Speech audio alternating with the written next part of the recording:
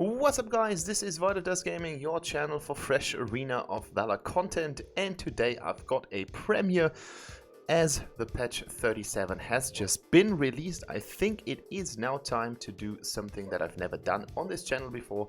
I'm going to talk about my top 5 heroes for the current meta, and I have chosen one single hero for every respective position in the game.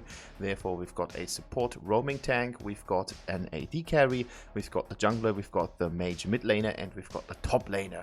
And as you guys might have already checked from the thumbnail, this will be Hayate, Lumburr, Nakroth, Liliana and Volkath.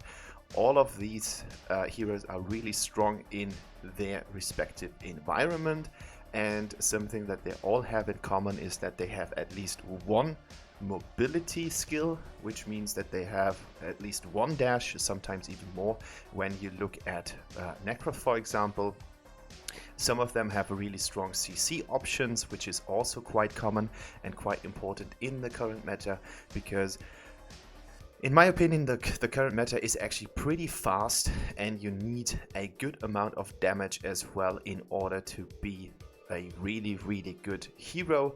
And what I want to do in the upcoming video is that I'm going to talk about the builds. So we're talking about equipments, enchantments and the arcana that you want to take on these champions, and also sometimes take a closer look on their abilities and why they are so strong in their positions. Of course, this is subject to not really being that objective. I think most of the heroes are actually quite common to be top tier heroes, at least when I'm talking to you guys out there in the community, in the different Discord servers. I think without a doubt that Nakroth is considered to be a really strong champion. Some of you might argue that AoV is better, or maybe Lumburr has different places. All the choices that I'm going to talk about are for single queue, so obviously there are, or there might be stronger choices if you have a certain dual queue setup, or you are playing in a 5 queue game because you want to have some kind of certain game mode or game plan that you are going to put on the battlefield. Let's say you want to play attrition, let's say that you're focusing more on the late game instead of the early game. But this video is, of course, because I play most of my games in the solo environment, is tweaked around being in the single queue. If you see this kind of differently, of course you are welcome to put your thoughts down in the comment section below, but I would just ask you politely to be nice about it and try to be open in your discussions and not being rude if someone has a different opinion, because it's basically open to your subjective perspectives, and this is what the game is all about. And I mean, there will be players who played 1000 games on Zenith and they say Zenith is the best hero in this and this situation, and that's obviously a valid point because all of these heroes have their skill level. For example, Nakroth is a high skilled champion that I can't really play, but I still consider him to be really powerful, and therefore he has to be in my choices. But yeah, it's a discussion, and I'm curious about what your response is going to be. If you kind of like this kind of content, let me know, because then we can do something like this for every single patch in the future. And without any further ado, I would say let's get started, and we are starting off at the top lane with Volkath. I hope you guys enjoyed today's video, so let's get started.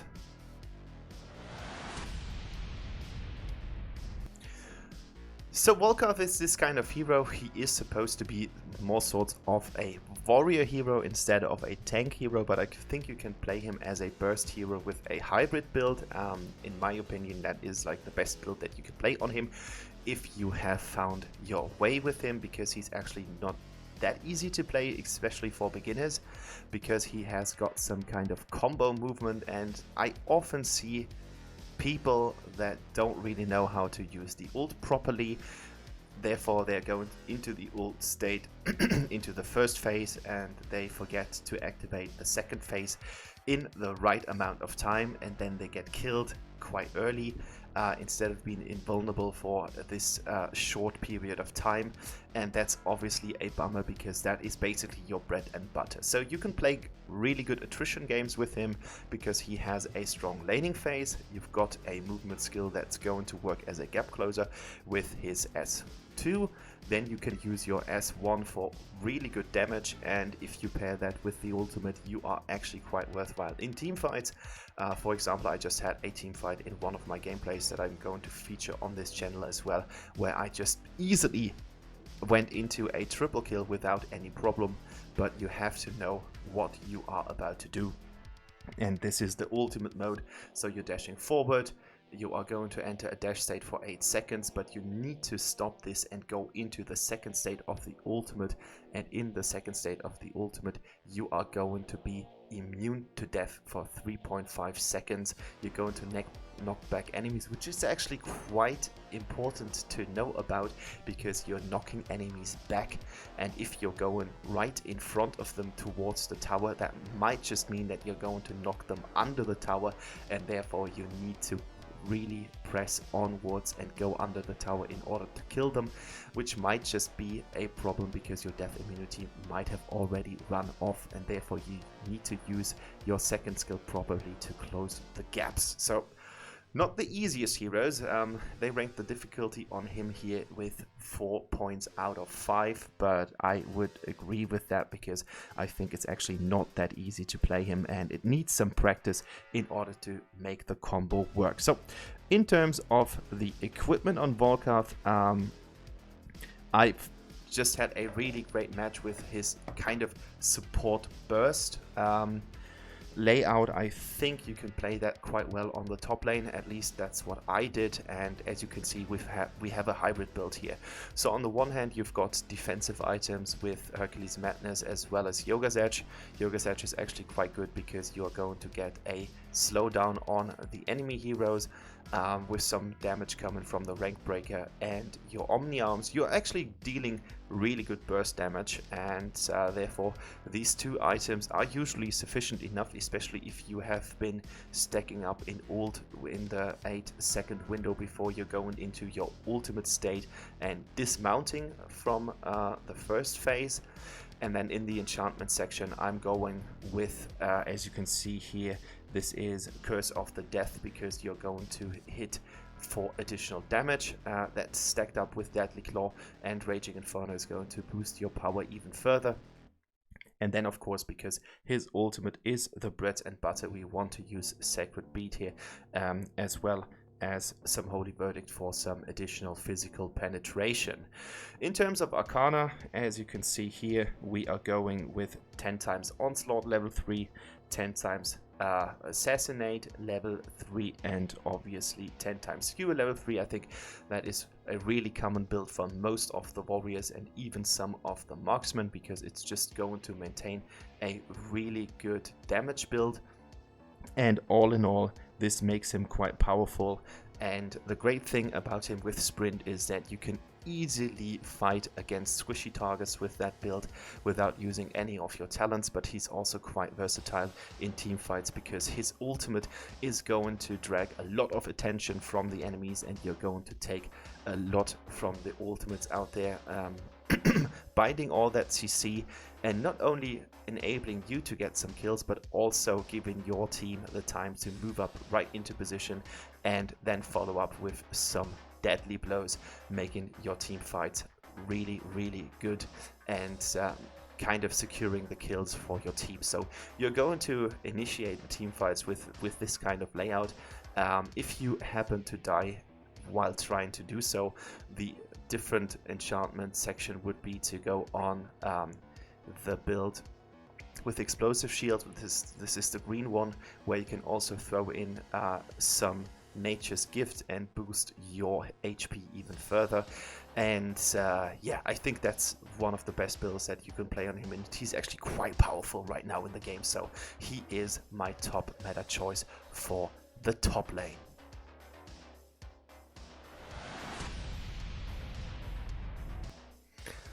When it comes to the mid lane section or the mage position, Liliana is the hero that I would say is one of if not the best choice for solo queue matches right now. She is top tier. I think she is basically sharing this position with Tulin, who is said to be nerfed in one of the upcoming hotfixes or patches, because he's actually really powerful and his mobility is even better than Liliana. But due to the fact that she hasn't really seen a lot of reworks in the last 5 to 6 patches, I think her performance is actually quite stable, and therefore I have picked her because she brings a lot to the table. At first, she's got great mobility. You've got the fox form with a lot of dashes that brings you into the melee action with a really strong Reiki bomb that you're going to just hurl into the enemies, and it's going to deal great amounts of damage. She's got good CC in her human form, with her S1 being a slow and her S2 being a snare, so there's a really nice combo where going into fox form, you are activating your second ability where the slow bomb starts to travel towards the enemies. You're going straight back into human form, snare them, and then they will be the target. They can't do anything against it because they are snared right in that moment, and you securing that your bomb hits them right into the face, dealing great amount of damage. So she's got great damage, she's got great mobility, and she also has great CC, making her a really viable top tier choice for the mage lane right now.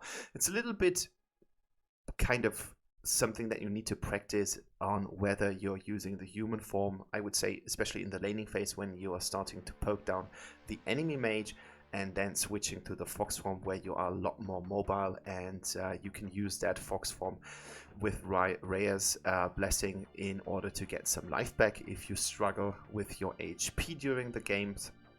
But as you can see, the damage is actually quite high, the difficulty is quite high as well. But I think if you have actually managed to pull off the combo once, you're not going to forget it. It's kind of riding a bike, and it's really going to boost your win rate because this champion is actually able to hyper carry the games.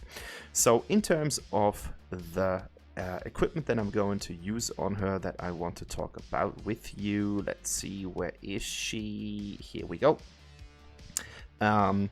This would be my my build to go. It's sustained damage, therefore we of course focusing on damage items in the equipment section, with a lot of damage items that are going to boost her ability power, with some regards towards magic penetration with the Staff of Newell. I think Arctic Orb Arctic Orb is a really good item, because sometimes you will find yourself in a melee position and you need to just slow down the pace and be this 2-second invulnerability window so that the team fight can happen, and afterwards you're going to inflict even more damage. Of course, the talent should be switched to Flicker in this scenario, because Flicker is actually something that's even better for your mobility. You can pull off crazier combos with it, or you can try to escape team fights or engagements, especially if the jungler is going to attack you quite early in the game. So Flicker is quite important. And in terms of the enchantment, as you can see, we're focusing on full damage. There's nothing that you want to take instead, so it's this Holy Thunder to boost your attacks after a normal with the normal attacks, or an ability, Raging Inferno, Deadly Claw. We've got here Holy Verdict as well as Acts of Sacrifice, so it's mainly focusing on damage. And in terms of the Arcana, I'm going with 10 times Violate here, 10 times Devour, and 10 times Hex for some additional cooldown reduction. And this build has really won some games for me. If you want to know Liliana even more and get to know her, if you are a beginner or you're not really played her that much, check my videos and check the beginner's guide section, because I've made a video on Liliana, how to play her, especially for beginners, and you will find more detailed information about her in this video. So that was my mage choice, and next up is the jungler.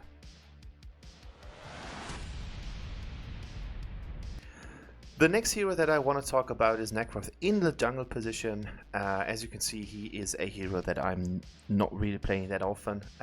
This is my assassin layout, so he is on the bottom line. So I can't really tell you too much about the combos and stuff, because I think he's actually quite difficult to pull off.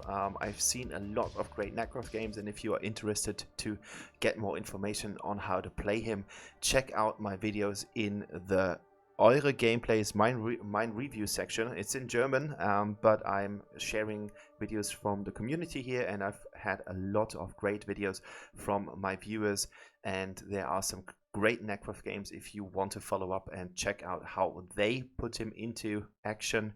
That said, I'm playing against Nakroth a lot, and in my perspective, he is a hero that has great mobility. He's got a lot of great tools in order to engage. I don't know if you guys have ever tried to chase a Nakroth. It's actually quite difficult, and if that Nakroth doesn't want to be followed, you can't really do anything against it, because he has two movement abilities with S1 and S2, where he's just jumping around, jumping through obstacles, and he will be gone before you have even noticed that he is on his way out of the battle. Therefore, I would say Nakroth is a hero that benefits a lot from team fights, good positioning from your teammates, and a really nice overview in terms of where is a single target completely dislocated from the enemy team, and can you get that with your current power level. I think that's the most important skill when you want to bring Nakroth into action.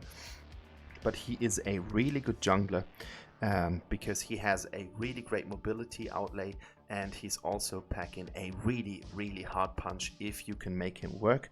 In terms of the equipment, I would say, in my suggestion, this is the equipment that works really well with him, because you have a little bit of tankiness with the Leviathan and Spear of Longinus, but you're focusing on damage later, and the damage mainly comes from the abilities with Omni Arms, as well as some crit damage from the Clive Sancti.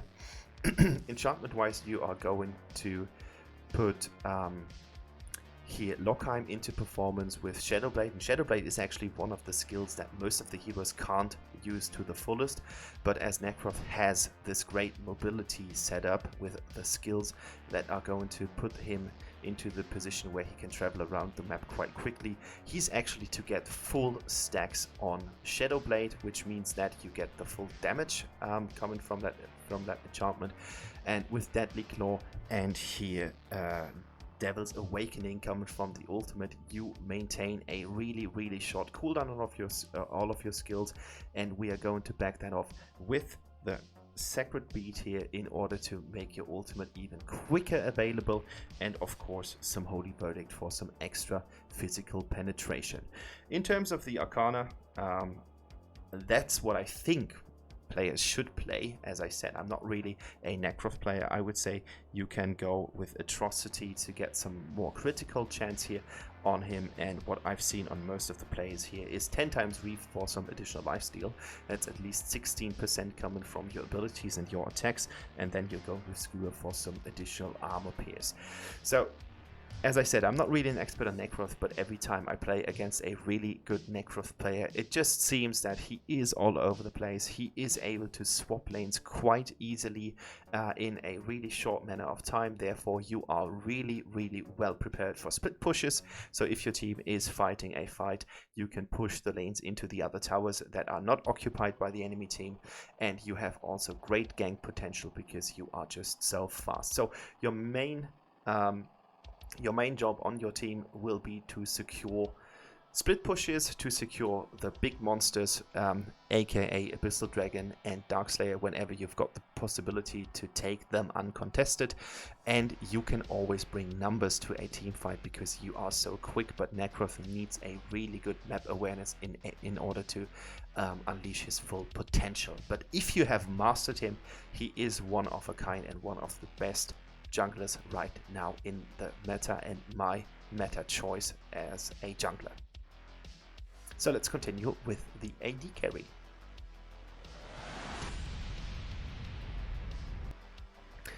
And my choice for the AD carry meta pick is Hayate. Hayate is an assassin like Shinobi that has been introduced to the game quite a while ago, and since they put him to the game, I think there has been one hotfix, and that was it.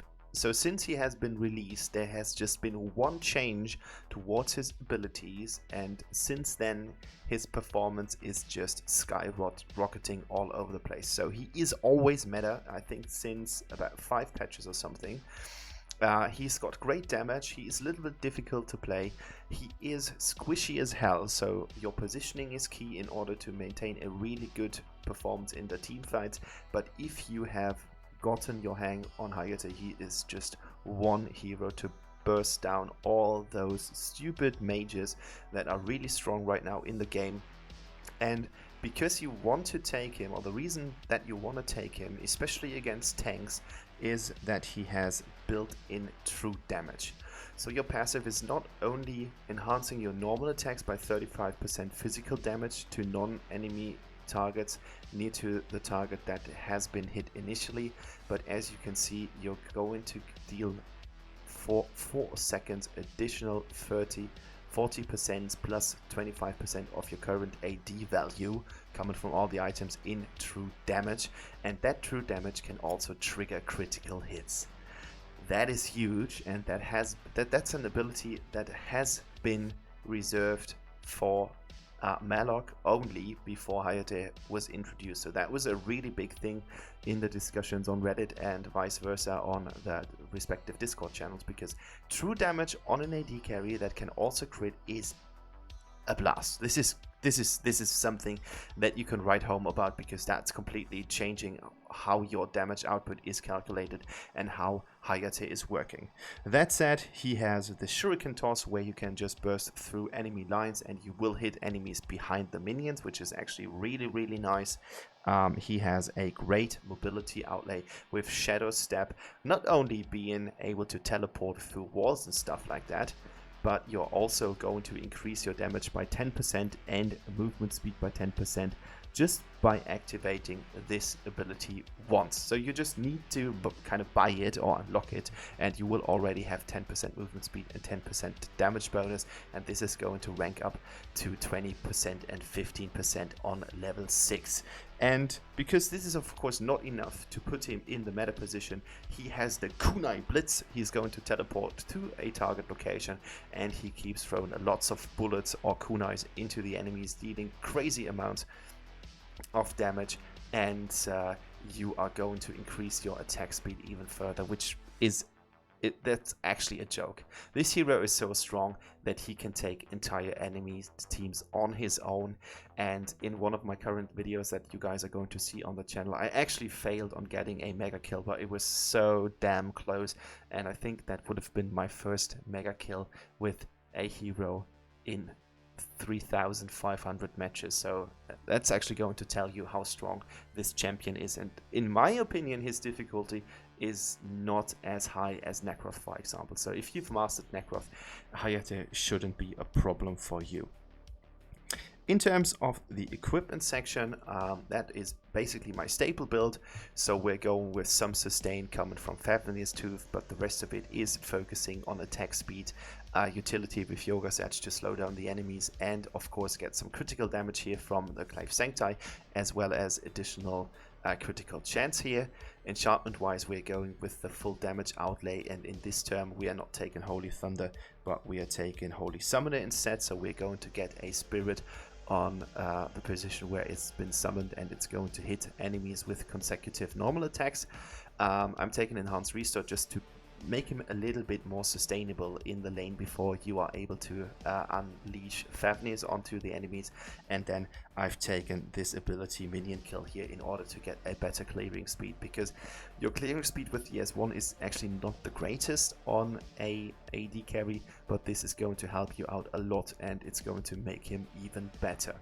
Arcana wise, as you can see, I've taken Atrocity here for additional critical champions. I think that's actually a non-brainer, because as I already said, his passive stacks not only with his ability, his attack damage, but also his true damage is able to crit, and of course with that you're going to take that. We're taking Guerrilla here with movement speed and attack speed. Another one would be Assassinate, but I think attack speed is actually more welcome on him because it just means that you're going to throw more attacks towards the enemies, and then that means that you're going to get even more chances to deal critical damage. And last but not least is of course Skewer. And that said, as one of the strongest meta choices in the AD carry section, he's actually the answer to all the crazy mages out there, and I think he's one of the few AD carries or marksmen who's able to deal with those mages without breaking a sweat. So this was my fourth hero, so let's end this with Lumburr, the tank CC hero.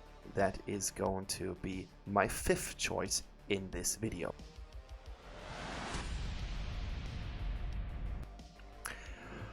Alright, to put this to an end, this is Lumburr, I don't know, he's a rock type of guy.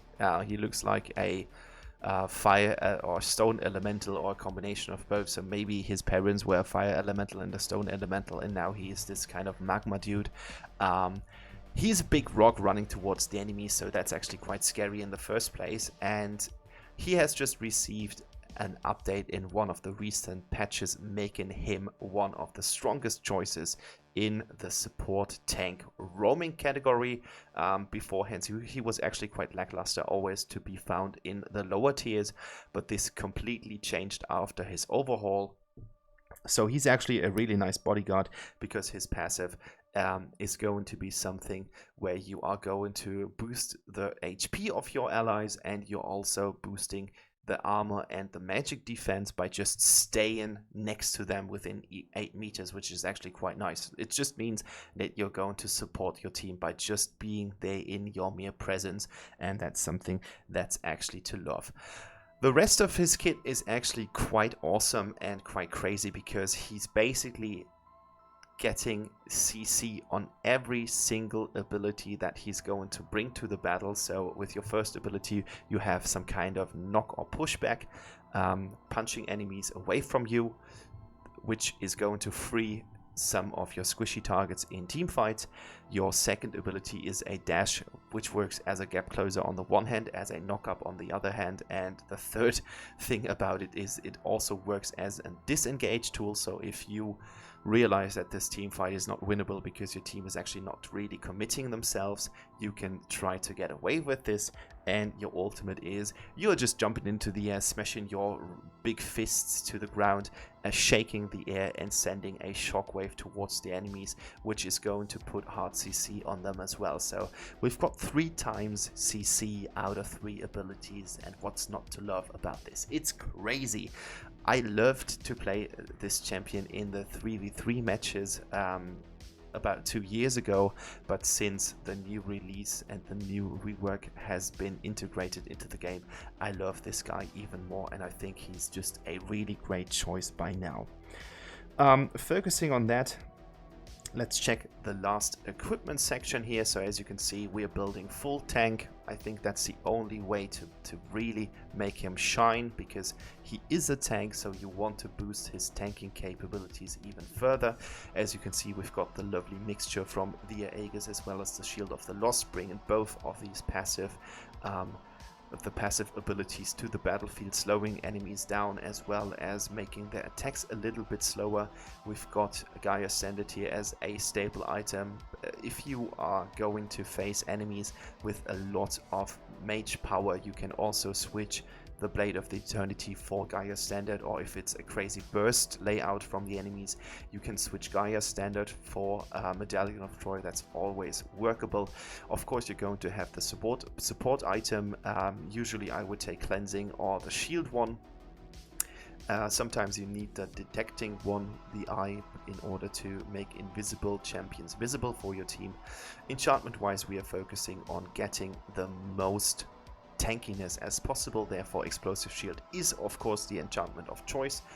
River Treader and Nature's Gift is going to heal us and provide some support when we are fighting and trying to give us more sustain. Then we've got Devour here for some sustain numbers as well. So every time you are going to get a kill, which is actually quite likable, he's really good at kill stealing, so be prepared for that. And always keep an eye on the enemy health in order to make your marksman the one who killed the enemy marksman. You're going to take Devour for getting HP and mana back after a kill or assist, and Bone Cutter stacks up quite nicely with the Gilded Greaves here. And as a talent, I've taken the new Enfeeble one, which is drastically reducing the damage that is going to be inflicted to you. But of course you can also take Flicker here for some really nice combo shenanigans, and heal if you don't really have any idea what to take on him as a talent. Heal is always a valuable choice here. In my Arcana setup, and this is the last point of today's video, I'm taking Indomitable here for some armor and max HP boost. Attack speed, it's there, so that's okay-ish. We're taking Benevolence here for some max HP as well, and some movement speed. And we're taking Skewer here because that's just how I like to play him. If you want to boost him with even more HP, you can also go with Valence, because that's going to give you an additional 375 health. And yeah, it's going to make him a brick to fight. He's actually really durable, especially because of his passive and all of his CC spells. And the enemy team will have a time to try to get to kill him, and invest a lot of resources freeing your team up to kind of counter-strike them. And that was Lumburr.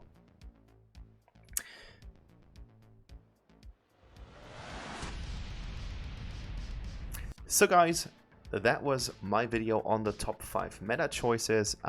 There will be a video upcoming where I'm just talking about the current meta and what my opinion about all the choices is in general. I'm not going to make a tier list on that, but I'm talking about what the current meta is and how to react to it and what that means for your gaming choices. But I just wanted to give you guys an overview on what I think is really good on play in the single queue right now.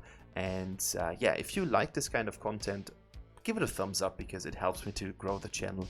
And if you are new to the channel and you have just stumbled across this video, consider to subscribe and put on the notification bell to never miss any of my videos, because there are daily, not every other day, there is a new video. So this is a really active Arena of Valor channel. And yeah, I hope you guys enjoyed it. I hope you guys have a pleasant day. It's really warm right now in Germany. I'm recording it on Tuesday. We've got 27 degrees still at, we've already passed midnight. So it's still really warm here in my room. And yeah, I hope you guys have a great time. Stay healthy, stay safe, and thanks for watching. Bye bye.